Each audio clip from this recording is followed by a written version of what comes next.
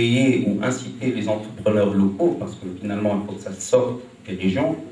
On a toujours besoin d'investisseurs étrangers, on a toujours besoin d'investisseurs de la côte qui vont dans ces régions, mais finalement, il faut créer un esprit d'entrepreneurship dans ces régions-là. Et d'après mon expérience, et là je parle de mon expérience personnelle, ce que j'ai constaté dans la région de Tella, c'est qu'il y a, je dirais,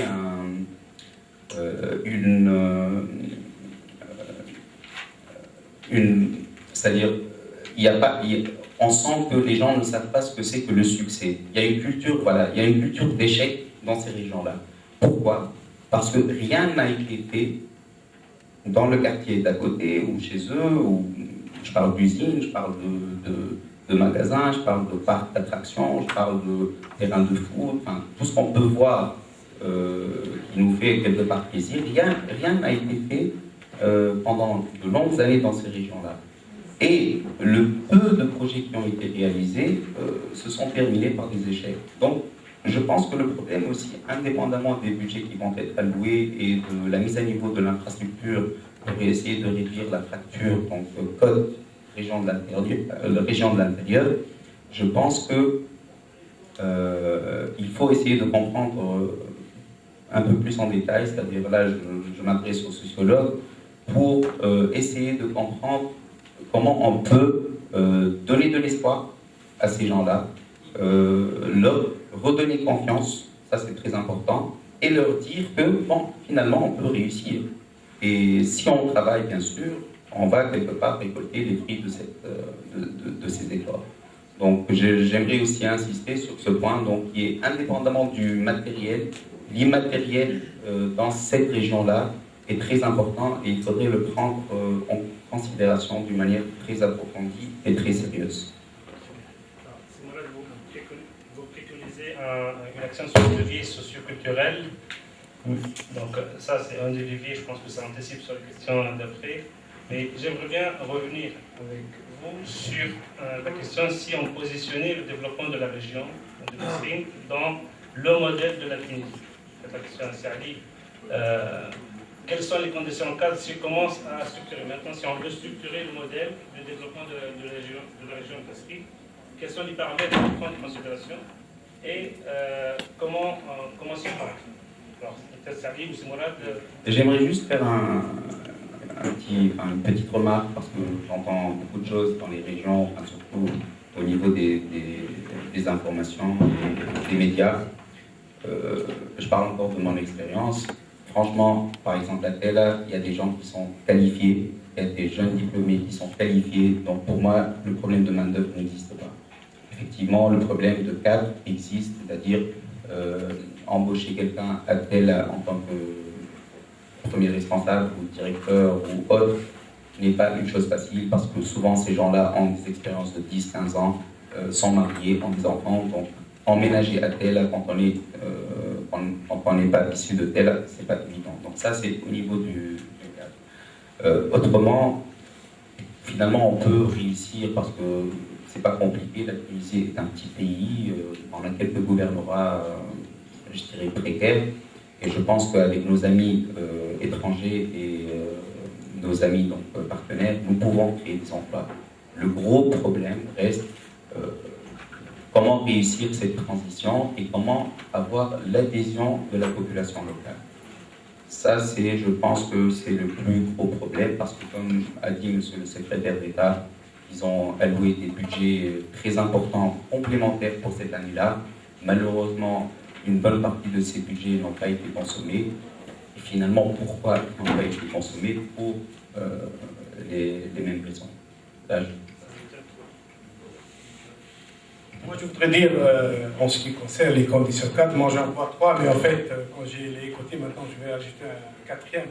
Je dirais les trois importants et qui, à mon avis, sont vraiment en amont de tout ce qu'on peut penser comme stratégie, comme plan de développement, puisqu'on est dans le cadre d'un plan de développement. Moi, je dirais qu'il y a trois choses importantes et qu'il va falloir vraiment les aborder pour pouvoir dire après comment on peut développer. La première chose pour moi, c'est qu'il faut que l'État annonce d'une façon très claire, enfin, l'État qu'on espère élire démocratiquement dans le futur, qu'il y a une vraie politique de développement régional ou d'équilibre régional.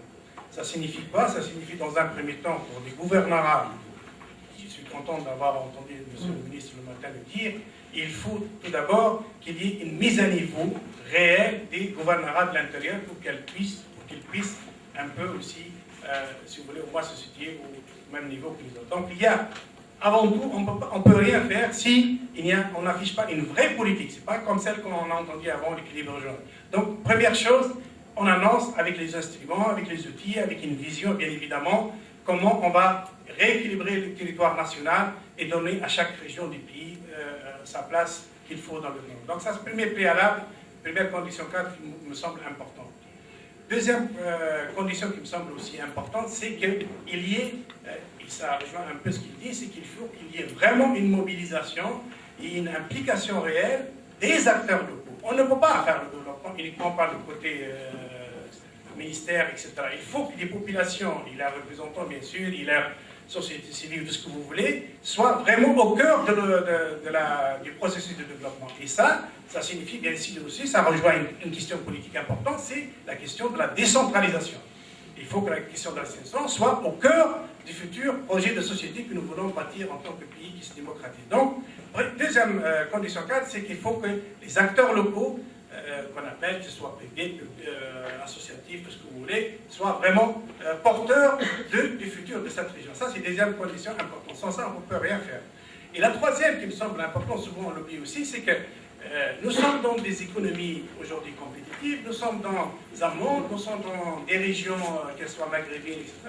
Il faut que les territoires qu'on veut développer deviennent un territoire attractif. Il doit être un territoire qui montre ses avantages comparatifs. Donc, il y a une espèce de marketing des territoires qu'on veut développer. Il faut aussi que ça soit présent. Donc, il y a un positionnement, j'appellerais moi un positionnement stratégique d'une région sur un échiquier du territoire national. Et ça, c'est très, très important. Pour moi, c'est pas seulement mettre l'autoroute, il faut qu'il se vende. Un territoire, dans une économie maintenant surtout ouverte, il faut qu'un territoire se vende. C'est-à-dire, et je sais que Kasserine a beaucoup d'atouts, le collègue vient de le dire, il y a beaucoup d'atouts que Kasserine peut mettre en avant pour, disons, se positionner correctement sur, si vous voulez, la compétitivité territoriale. Aujourd'hui, ça existe. Et il ne faut pas croire aussi la politique d'équilibre régional va demain gommer d'un seul coup la différence entre le littoral et l'intérieur. C'est très difficile, mais il faut être réaliste. Mais les territoires qui ont des avantages comparatifs, ils peuvent le mettre en exergue et ils peuvent se positionner correctement. Et j'ajouterai une quatrième chose auquel j'ai pensé maintenant, c'est que, on allait d'ailleurs, en préparant cette panel, on en a parlé, c'est que aussi, je pense, dans le cas de Kasserine, il y a aussi un problème de sous-analyse. Ce sont des régions qui ont été sous-analysées. Et on a beaucoup fait pour parler vraiment de façon très sommaire des déséquilibres régionaux, etc. À mon avis, et on en a beaucoup discuté avec entre nous, il va falloir comprendre pourquoi des régions comme ça n'arrivent pas à décoller. Même aujourd'hui, malgré tout l'argent qu'on met. Il faut comprendre d'une façon très rigoureuse où sont les obstacles réels. Pas c'est une question d'autoroute, il y a peut-être d'autres choses qu'on ignore. Et moi j'ai dit, une des conditions préalables, si on veut développer une région, c'est de la comprendre et la connaître correctement. C'est l'affaire des économistes, c'est l'affaire des politologues, c'est l'affaire de tout ce que vous voulez comme spécialiste de ces questions-là. Mais disons, on ne peut pas faire l'économie de bien analyser correctement où sont les obstacles et comment pouvoir décortiquer ces situations complexes, parce que c'est des situations difficiles. Il ne faut pas croire que c'est simplement une question d'argent et de budget. Je crois, une des conditions, si on veut faire sortir les régions, il faut la comprendre correctement, bien analyser. Et moi, j'ai appris dans ma vie universitaire, c'est que ce développement, c'est parfois aussi une question de sous-analyser. On ne comprend pas. On agit sans connaître réellement sur quel terrain on joue. Et ça commence par là. Une fois qu'on a compris correctement où sont les obstacles, on pourrait peut-être sortir, avancer. J'aimerais bien ajouter peut-être aussi, Gilles va remonter sur ce point. Je reprends vos propos de compétitivité territoriale. Si on posait la question sur quelle filière se positionne cette région, et elle est en concurrence avec d'autres régions littorales, je pense à Silienne, à Sidi-Bouzid, qui sont limitrophes, et au schéma d'intégration, aussi bien avec les choix nationaux que l'intégration spatiale. Vous avez parlé de l'intégration, éventuellement, par la position frontalière, il y a une économie ou potentiel de développement de la région avec cet atout de proximité frontalière. Peut-être là, l'exercice qu'on a mené, même au sein du groupe de réflexion de la TUJ, c'est d'imaginer comment la région de Kasserine, sur quelle filière pourrait se positionner. Et elle sera en concurrence avec d'autres régions. Nous allons vous soumettre par rapport à cette question, et là j'invite les participants à enrichir le débat sur ce volet-là. Alors, par rapport à cette question-là, sur quelle filière pourrait se positionner la région de Kasserine? On ne va pas s'attarder sur ça, mais nous avons identifié en interne de la TUJ, mais c'est bien en échange avec les participants, des filières. Et là, je pense qu'un des constats, ça n'a pas été dit, c'est le constat de manque d'intégration et manque de filières dans la région. Malgré tout le potentiel qu'il y a, nous avons identifié des créneaux sur lesquels il y a du potentiel, mais qui gagnent à être approfondis par des experts, par des études approfondies, par le positionnement national. Ces filières, je vous laisse peut-être regarder, on aimerait bien avoir votre feedback là-dessus, dans le débat, s'il y a d'autres créneaux à ajouter. Et là, on imagine la région de Kasserine se positionner comme offre territoriale attractive. Alors ça englobe de l'écotourisme, naturel, sportif, santé culturelle, de l'agro, aussi bien agriculture que l'industrie agroalimentaire, de l'industrie des matériaux de construction, de l'industrie du papier, mais aussi de tous les produits de la forêt, la localisation d'activités industrielles qui sont sur le littoral ou qui couvrent aussi bien le textile, le câblage et autres. On a imaginé au sein du groupe de réflexion un positionnement de l'intérieur du pays comme back-office de l'administration centrale. Ce n'est pas peut-être d'actualité, mais on peut l'envisager et l'approfondir.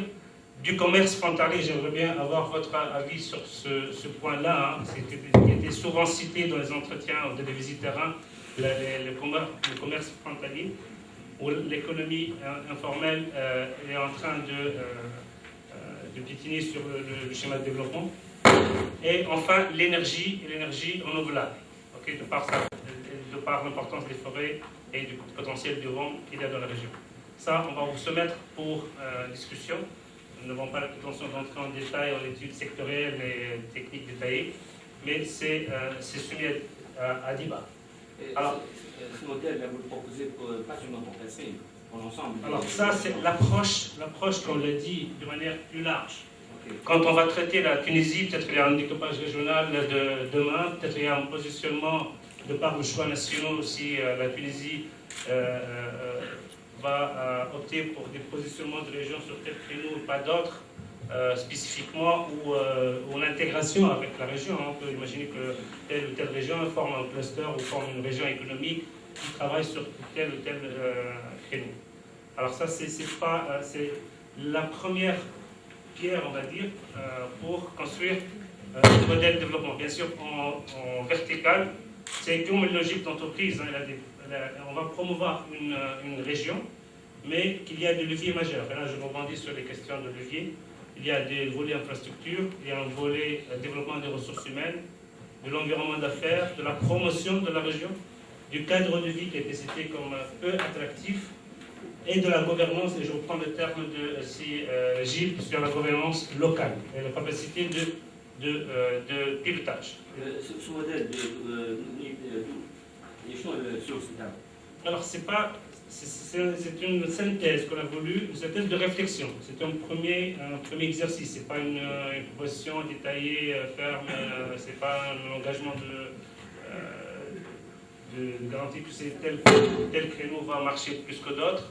C'est à se mettre à réflexion et à étude approfondie. Maintenant, j'aimerais bien poser la question si on veut atteindre cette cible. Alors, si on veut atteindre cette cible, supposons que celle-là, c'est la cible de la région. Supposons. Alors, quels sont les leviers à activer? synergie peut-être. Il faut bien savoir qu'il s'agit qu'on ne va pas donner de recettes, on ne va pas sortir d'ici avec un plan pour Kasserine, mais d'un exercice pédagogique. On s'est dit, voilà, on a réfléchi à autre point, on a dit, voilà, des axes qui pourront... Bon, on a constaté l'absence de développement de filières. Les années 60, les études de la Tunisie centrale qui ont été effectuées par le fameux groupe B, on dit que c'est des années 60 qu'on a planté les pommiers à Sbib. Au début, les gens arrachaient le soir les pommiers parce qu'ils étaient contre. Ça a créé une révolution. Aujourd'hui, je crois que c'est dans la ville du Texas, les portes de Sbib. Donc, il y a des exploitations qui sont interdites par blé, on ne peut pas y accéder. Mais, ceci n'empêche que la filière agroalimentaire basée sur cette culture n'a pas été, parce que cette filière, ça sous-entend peut-être d'autres activités, que ce soit de compote, de confiture, de sous-produits, d'industrie du froid, les parois, les panneaux sandwich, les moteurs, je n'en sais rien. On n'a pas réussi. Les années 60, partout, la politique des années 60, c'était d'implanter des pôles industriels. C'était le Foulet, le Fimas Bourguiba, le Soccer Fibeja, à Guébes, les industries, et à Kasseri, bon, surtout à Sarelel, le textile, et à Birkassa. Bon, la majorité de ces pôles ont été à l'origine d'une filière. On connaît maintenant entre Benarous et Sarelel, c'est 80% à peu près des entreprises textiles dans le pays. Alors qu'à Kasserine, on a toujours la même, bon, plus une petite unité ou deux. Mais ça n'a pas donné l'effet escompté, ça n'a pas créé cette dynamique, ça n'a pas eu l'effet d'entraînement qu'il faut. Par exemple, c'est l'absence. Le Hindi de Tel, jusqu'à présent, il y a une seule usine qui industrialise et qui innove dans les cosmétiques, dans d'autres produits pourquoi? Bon, par exemple. Et là, c'est un exemple. On a dit que le tourisme ne doit pas rester uniquement tourisme balnéaire. Il y a des créneaux qu'on peut exploiter, le tourisme culturel, le tourisme de randonnée, le tourisme sportif, le tourisme sanitaire, le tourisme de chasse. Pourquoi ça n'a pas marché? Alors qu'aujourd'hui, comme la vie je crois, il n'y a pas un seul établissement hôtelier digne de ce nom, à part la Sbetla. Donc on s'entend du Kef jusqu'à Kassel, jusqu'à Sbetla. Il n'y a pas un endroit où quelqu'un, un touriste ou un visiteur, Je voudrais aussi ajouter à ce qu'a dit Siali tout à l'heure, si vous permettez, étant donné que la salle, je crois qu'elle va se réveiller à la fin. J'espère qu'on ne vous ennuie pas avec notre discours. Siali a cité deux acteurs majeurs, j'ajouterai deux autres acteurs. Il a cité le secteur public. Bon, il faut des choix, il faut aussi de l'action. Le secteur privé, il fait forfait jusqu'à là-bas. Il n'y a pas de privé d'autres régions qui vont là-bas, il n'y a pas de privé de la région qui sont dynamiques. Il y a des petites tentatives, mais qui sont restées. Bien au contraire, il y a un réinvestissement. Par exemple, si on prend la filière du marbre, les gens qui ont fait fortune dans le marbre sont en train de réinvestir leurs bénéfices ailleurs. Ailleurs, où ils sont en train de spéculer, ça n'est pas pris, ça n'est pas. Donc, il n'y a pas cette couche ou ce groupe de dynamique de promoteurs locaux. S'il n'y a pas de locaux, il y a de très fortes chances pour qu'il n'y ait pas d'autres.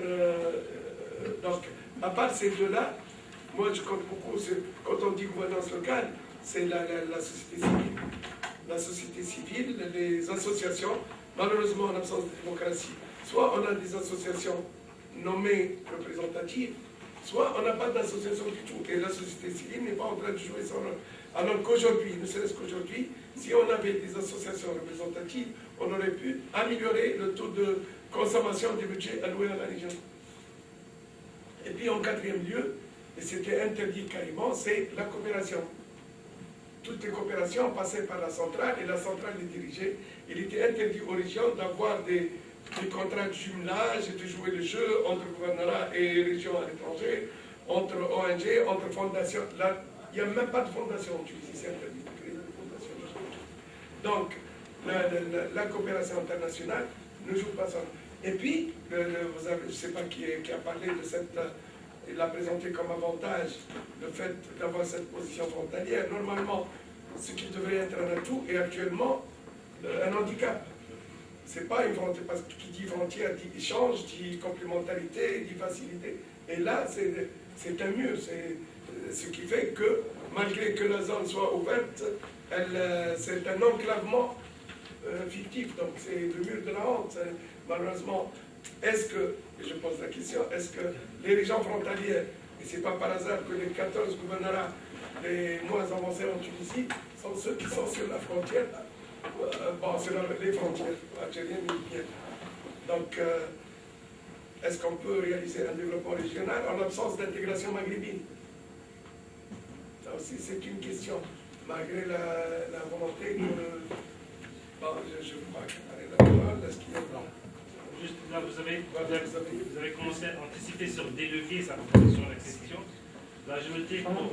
Yann et pour l'audience, les leviers majeurs. Alors, je poserai la question peut-être à la salle et après, en retour d'expérience avec elle, en cas de dessert pour la fin. Alors, je prendrai vos questions sur les leviers majeurs. Quels sont les leviers majeurs selon vous pour enclencher le processus de développement régional? Des propositions. Je prendrai 5 propositions après le micro. Des propositions, des commentaires, des questions. Justement. Et à mon avis, parler d'un modèle de développement avant le 14 janvier, c'était complètement aberrant parce qu'il n'y avait pas justement un modèle. Il n'y avait pas, parce que lorsqu'on parle de développement, il y a nécessairement un modèle politique. Et quand on parle de modèle politique, donc ça suppose une intégration de tous les concepts sur le plan économique, sur le plan social, sur le plan